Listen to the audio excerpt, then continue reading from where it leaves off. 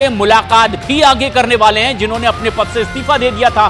बाद में उन्होंने कहा है कि वो इस्तीफा स्वीकार करने के लिए आगे दबाव नहीं डालेंगे। ठीक है, हिमाचल प्रदेश तो भावनात्मक प्रदेश है, तो यहाँ तो जो है हर चीज से ऊपर ये चीजें रहती है, मगर हम अपने प्रदेश के लोगों के साथ खड़े हैं, पूरी चट्टान की तरह खड़े हैं, मजबूती के साथ खड़े हैं और लोग भी हमारे साथ खड़े हैं, इसमें भी कोई दो राय नहीं है। तो मिलकर मुख्यमंत्री हम आगे बढ़ेंगे। आप उनके छोटे भाई हैं और ये छोटे मोटे मनमुटाव चलते रहते हैं, तो अभी आप मंत्री हैं, उन्होंने आपका इस्तीफा स्वीकार नहीं किया। वो तो मुख्यमंत्री जी हमारे बड़े भाई है, मैं उनका छोटा भाई हूँ, तो अच्छी बात है। तो भाइयों के बीच में दरार कैसे आ गई? नहीं, दरार कोई नहीं है भैया, दरार कोई नहीं है। हम उनका बहुत मान सम्मान करते हैं, हम सबका बहुत मान सम्मान करते हैं। बागी विधायकों पर कार्रवाई पर हिमाचल प्रदेश की ही कांग्रेस अध्यक्ष प्रतिभा सिंह ने कहा है कि अगर विधायकों ने हमारी बात सुनी होती तो आज ये स्थिति नहीं होती। जब आपको 1 साल का समय से ऊपर हो गया है और फिर भी आप उनका संज्ञान नहीं ले, फिर भी आप उनकी बात नहीं सुन रहे, तो उनका नाराज होना एक बहुत सी जायज सी बात है। आप उनको बिठाते, उनसे बातचीत करते, कोई सोल्यूशन निकालते, तो आज ये स्थिति पैदा होती। अरुण हमारे सहयोगी लगातार हमारे साथ बने हुए हैं। अरुण, अगर अभी यहां पर यह माना जाए कि 6 सदस्य जो है वो अयोग्य घोषित कर दिए गए हैं, क्या बाकी के जितने बचे हैं उनके मन में कोई सवाल नहीं बचा?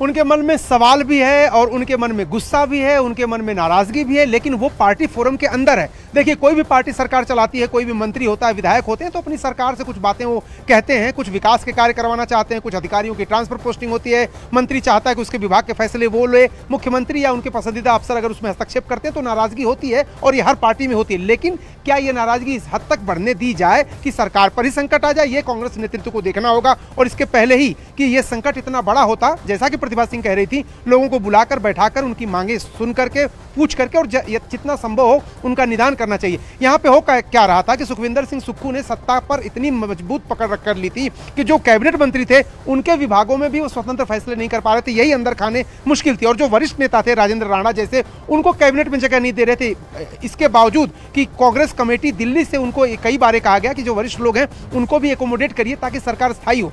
जब ये सब नहीं हुआ तभी ये लोग नाराज हुए और इन्होंने इस हद तक नाराजगी जाहिर की कि बीजेपी के साथ चले गए।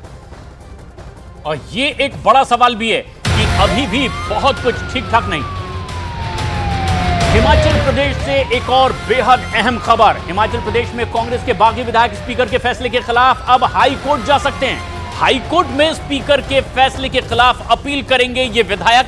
इससे पहले आज स्पीकर ने क्रॉस वोटिंग करने वाले कांग्रेस के 6 विधायकों को अयोग्य घोषित कर दिया। उन्होंने कहा कि उनकी सदस्यता अब नहीं रही है, लेकिन सवाल ये कि अब इन्होंने मन बना लिया है कोर्ट जाने का और ये लड़ाई आगे खींचती हुई दिखाई दे रही है। हाई कोर्ट में अब स्पीकर के फैसले के खिलाफ अपील करेंगे कांग्रेस के ये 6 अयोग्य घोषित करार दिए गए विधायक। और ऐसे में कांग्रेस के भीतर हिमाचल प्रदेश में मचा ये घमासान अभी भी थमने का नाम नहीं ले रहा है। हाई कोर्ट जाने का फैसला अब ये कर रहे हैं तमाम अयोग्य घोषित किए गए 6 विधायक। और ये एक बेहद अहम और बड़ी खबर भी है। अरुण हमारे सहयोगी इस वक्त हमसे सीधे जुड़ रहे हैं। अरुण, क्या अब यह माना जाए कि कानून की कुछ ऐसी और धाराएं या उनके पास है जिसके दम पर अब कोर्ट में जाकर जीत जाने का विश्वास इन विधायकों को है?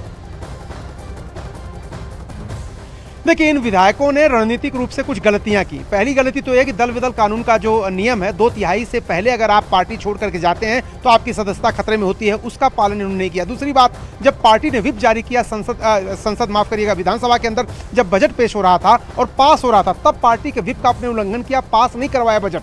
ये चीजें अनुशासनात्मक दंडनीय कार्रवाई के दायरे में आती हैं। एक बार जब विधायक दल की बैठक बुलाई गई तब भी आप नहीं आए, तो ये बातें जो टेक्निकल थी उसको इन्होंने अवॉइड किया। अगर ये इन बैठकों में शामिल होते तो कोई आधार नहीं होता विधानसभा अध्यक्ष के पास कि वो उनको अयोग्य ठहरा दें। जो राज्यसभा का चुनाव होता है उसमें व्हिप जो होता है वो बाउंडिंग नहीं होता, उसमें आप व्हिप जारी नहीं कर सकते। वो चाहे तो किसी को भी वोट दे सकता है। तो अगर 6 बागी विधायकों ने राज्यसभा में वोटिंग कर दी बीजेपी कैंडिडेट को, यह आधार नहीं बनता, उनकी सदस्यता नहीं जाती। लेकिन बाद में जो उन्होंने किया उनकी सदस्यता चली गई। और उसके पहले की जो जरूरी संख्या थी, अगर आप सरकार गिराना चाहते थे, अगर आपके पास जरूरी संख्या नहीं थी, तो खुद को एक्सपोज इन्होंने कर लिया एक राज्यसभा के लिए, और उसके बाद विधानसभा अध्यक्ष को यह मौका मिल गया और इसलिए सरकार बची। क्योंकि इन लोगों ने समझदारी जो रणनीतिक और राजनीतिक होती है वो नहीं दिखाई।